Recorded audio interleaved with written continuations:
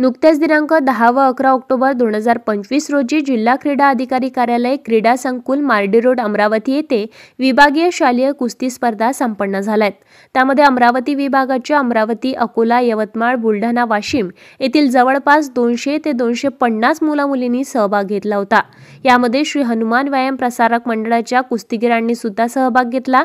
यामध्ये 14 वर्षातील 41 किलो मध्ये नयन दळवे हा प्रथम, 54 किलो रुशाली हनवने प्रथम, 62 किलो उत्कर्ष भुयार प्रथम, 17 वर्षातील 55 किलो मध्ये शेख सोहेल प्रथम, 55 किलो मध्ये जियान खान प्रथम, 19 वर्षातील 55 किलो मध्ये अनिल दळवी यांची निवड झाली आहे। हे सर्व कुस्तीगीर श्री हनुमान व्यायाम प्रसारक मंडळाच्या कुस्ती विभागात प्राचार्य डॉक्टर संजय तिरतकर, विदर्भ केसरी, जितेंद्र भुयार, भारतीय खेल प्राधिकरणचे प्रशिक्षक यांच्या मार्गदर्शनाखाली सराव करतात।